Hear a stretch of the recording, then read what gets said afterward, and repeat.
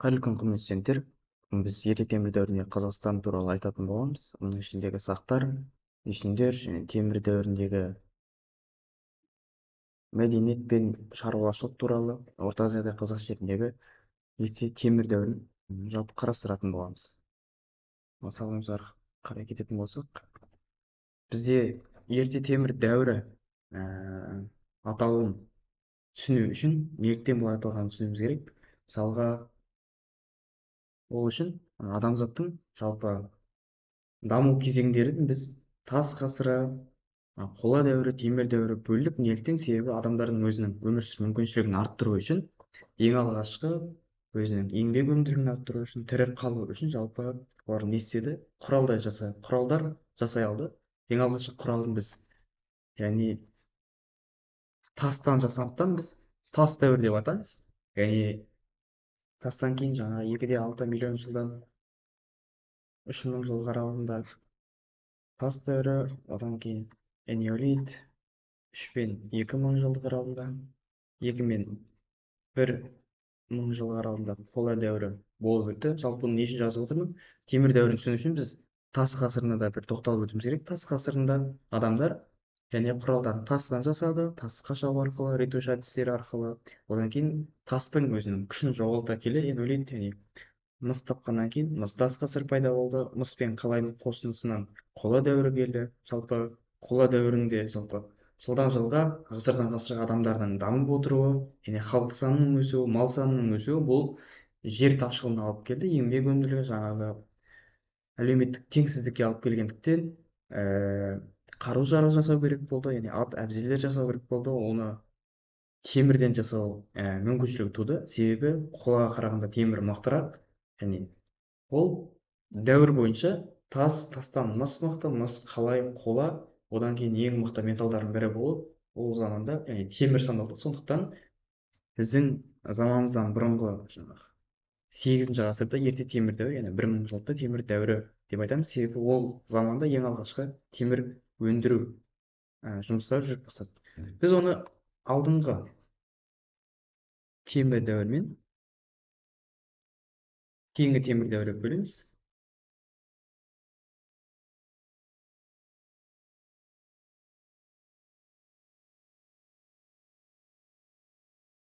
Алдыңғы темір дәуірі біздің заманымыздан бұрынғы 8-ші ғасыр мен біздің заманымыздан бұрынғы 3-ші ғасыр. Яғни салатын болсақ, 8-ші ғасырдан 3-ші ғасырға дейін, ал кейінгі темір дәуірі біздің заманымыздан бұрынғы 3-ші ғасыр мен біздің заманымыздың 6-шы ғасыры, яғни түрік қағанатына дейінгі кезең.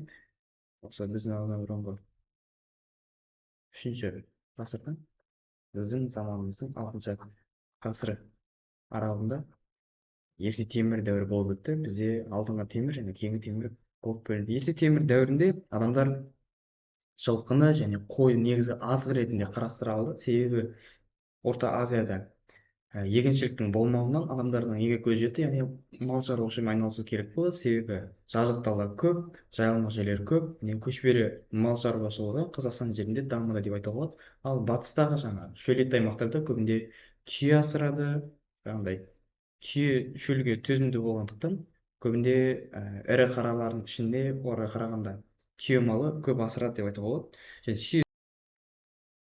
жалпы сақ тайпаларын айтатын болсақ, бізде сақ тайпалары туралы деректерді жаңағы негізінен парсылар, ирандар, гректер береді. Бізде парсылар құдіретті еркектер деп айтады. Ирандардың деректеріне жүйрік атты турлар деп кездеседі, ал гректерде азиялық жігіттер біздің заманымыздан бұрынғы 484 пен 425 жылдар аралығында өмір сүрген біз тарихтың атасы деп айтамыз. Геродоттың жазбаларында, Геродоттың тарих атты еңбегінде бізде сақтарды азиялық скифтер деп айтады. Геродоттың тарих атты еңбегінде азиялық скифтер, массагеттер азиялық скифтерге ұқсас. Олар тебінді малдарды көп асырайды, қыста ағаш үйлерде тұрады және сүт көп ішеді. Біз сүтті көп ішеді дегеніне қарап, біз олардың сақтардың қой және жылқы малдарын көп асырағанына қарап, жазу қарап біле аламыз Геродотқа қарап. Ал ендеше сақтар туралы бізде парсы деректерін туралы айтатын болсақ, парсыларда сақтарды бізге үшке бөліп қарастырады. сақ хаума варга, сақ хаума варгалар, яғни хаума сусынын дайындайтындар өздерінің сақтардың хаума атты үңгір жақта мекендейтін жерде жалпы өздерінің сусынын дайындап ішетіндіктен оларды сақ хаума варгалар деп атайды. бұлар жаңағы сақ парадараларының оңтүстігінде, мысалы осы жерде арал теңізі деп айтатын болсақ, сырдария әмудария өзендерінің бойында осы жерде сақ парадарая мекен етті. парадарая деп аталатын бөлігі. Ал бізде жетісу, қырғызстанның солтүстігі, оңтүстік қазақстан кейбір мекендері, осы жерлерде, Талдықорған жақтарда айтатын болсақ, осы жерде сақ тиграхаудалар мекен етті. Яғни парсы деректерінде бізде сақ қауымы бар, сақ парадарая және сақ тиграхауд деп осы үшке бөліп, үш топқа бөлініп қарастырады. Ежелгі үнді иран тілінде оларды ратайыштар деп атаған. Яғни ол арбада тұрғандар деген мағына береді. Арбада тұрғандар деген мағынаны береді. Жалпы сақтардың өзінің ішіндегі тайпаларын бөліп қарастыратын болсақ, негізінен Геродоттың айтуы бойынша жаңағы Арал теңізінің солтүстік шығысын, жаңағы Моғолжар тауларының оңтүстігінде, Моғолжар тауларының шығысында аргипелер мекен етті, ал Қазақстанның орталық бөлігінде исодондардың қалдырған бізге бір жаңалық айтатын болсақ, ол мұртты обалар. Мұртты обалар деген сол замандағы Бағдар Шамды жаңағы солтүстік, шығыс, оңтүстік, батыс секілді бізге бағыттарды беріп отырған осы мұртты обалға қарап. Мысалы, көшпенділер жаңағыдай көшіп-қону үдерісінде, көшіп-қону процесінде болса, мұртты обаларға келіп, өзінің қай бағытта жүріп бара жатқандарын көре алған. Бізде исидондардың солтүстік шығысында аримаспылар мекен еткен. Аримасп тайпалары, яғни сақтардың аримаспы тайпасын айтуға болады. Бұлар бізде өздігінен белгілі Алтай тауларының батысына мекен еткендіктен олар көбінде алтынмен де жаңағы өндіре алды, алтынмен де айналысты деп айтуға болады. исидондар орталық Қазақстанда, ал бізде массагеттер Арал теңізінің шығысы және солтүстік шығысында мекен еткен осы жерлерде, дайлар осыған көрші ретінде осы жерлерде мекендеген. Бізде қорытындылай келе, парсылардың дерегінде сақтарда сақ қауымы варга, сақ парадарая, сақ тиграхауды үш бөлікке бөліп қарастырды. Сақ қауымы варгалар бұл сақ парадараяның оңтүстігіндегілер, хаума сусынын дайындайтындар, ал сақ парадарая Арал теңізінің шығысы мен Сырдарияның төменгі ағысында, яғни осы жерлерде мекен етті.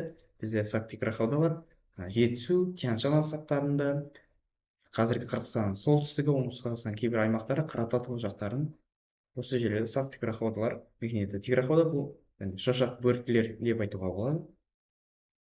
Ал сақтардың темір өндіру кәсібіне келетін болсақ, негізінен темірді ауа көрікпен, жаңағыдай ауа көрік дегеніміз, жалпы бұл жанып жатқан металдың астындағы отынды металды қорыту үшін үрлейтін көрік, яғни осылай үрлеу арқылы шоққа әсер етіп, оның градусын көбейту алады. Бізде темірді өндіру үшін негізінен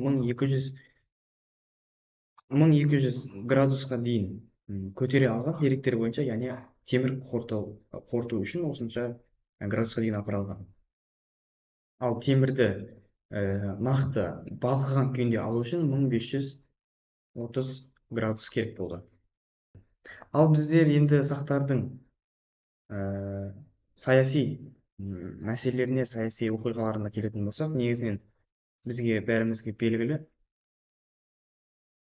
біздің заманымыздан бұрынғы 530 жылы кир әскерінің сақ жеріне баса көктеп кіруі, және Томирис патшайыммен жаңағы қарсы соғысын айтуға болады. Заманымыздан бұрынғы 530 жылы кир мен Томиристің арасындағы соғысты айтуға болады. Негізінен жалпы бізде кир парсылардың патшасы, Томирис сақтардың патшайымы деп айтуға болады. Бізде грек тарихшысы Поленнің айтуы бойынша Томирис ер адам кирден де қорықпай оған қарсы соғысты және оның басын алды деген деректерін кездестіреміз.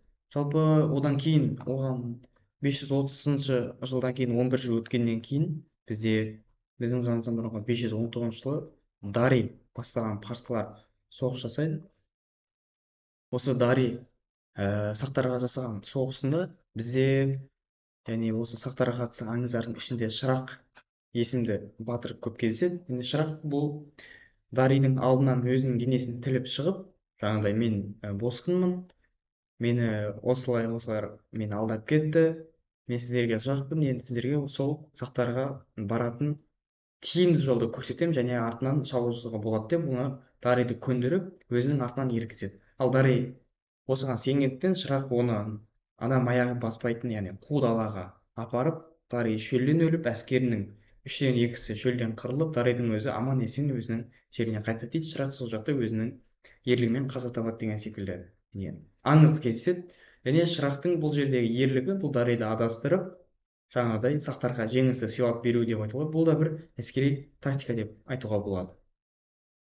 Бізде томирис туралы Пампетрок кирді ер адам болса соғыстан қорыққан жоқ, 200 мың әскермен кир сақтарға аттанды деп бізде Пампетроктың еңбектері кездеседі.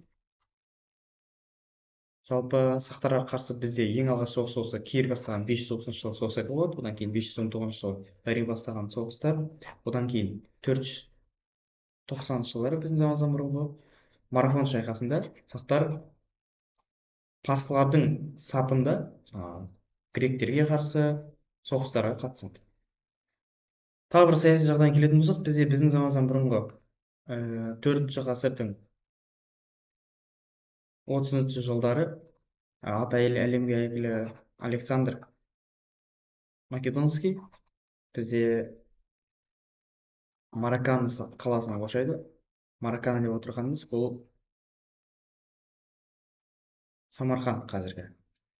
Бізге Александр Македонскийдің Орта Азияға шабуылы бұл сақтарға келіп тірелгенін бізге Ариан есімді грек тарихшысы және Арианның айтуы бойынша Александр келіп Маракана қаласын қоршайды. Біз Александр Македонский жаңағы Маракана қаласын өзінің алуға талпынады. Жаулап алуға Спитамен атты сақ жауынгері Александр Македонскийге қарсы күрес 3 жыл бойы партизан соғыстары жүріп, ең алдымен басында соғыста және садақ атыстар болып, садақ арқылы соғыс болды. Одан кейін оқтар біткеннен кейін жерге түсіп, жекпе-жек шоқпармен соғысы деп бізде грек тарихшысы Ариан келтіреді.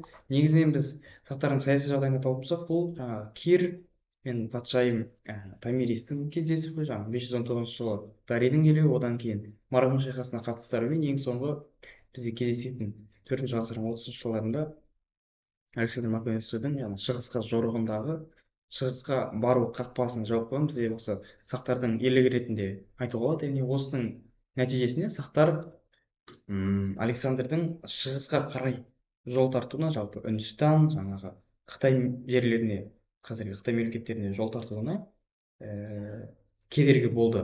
Сондықтан Александр осы жолдан тайып артқа қарай қайтты. Ал сақтардың мәдениетіне келетін болсақ, негізінен біздің заманымыздан бұрынғы 7-ші ғасырда аң стилі пайда болды. Негізінен бұл пайда болу себептерінің бірі алдыңғы Азия мен Иранға жасаған соғыс нәтижесінде сол жақтан бұл мәдениетті сақтар алып келді. Қызылордадан 300 шақырым жерде орналасқан Шірік-Рабат қаласы, мысалы Қызылорда қаласын алатын болсақ, Қызылордадан 300 шақырым жерде орналасқан Шірік-Рабат қаласы сақтардың өзіндік қалалық мәдениеті болған дәлелдейді. Күзет қамалдары, орталығында цитадель, алтын қапсырмалармен жебе ұштарын тапқандықтан бізде Шірік-Рабатта бір мәдениеттің бір ошағы болған дәлелдейді. Ал бұл мәдениет бізде заманымыздан бұрынғы 4 пен 2-ші ғасырларға кесілген археологтар айтады. Және Кемел Ақыштың айтуы бойынша есік обасынан табылған бұйымдардың саны, алтын теңгелердің, күміс теңгелердің саны бізде 4000-ға жуық.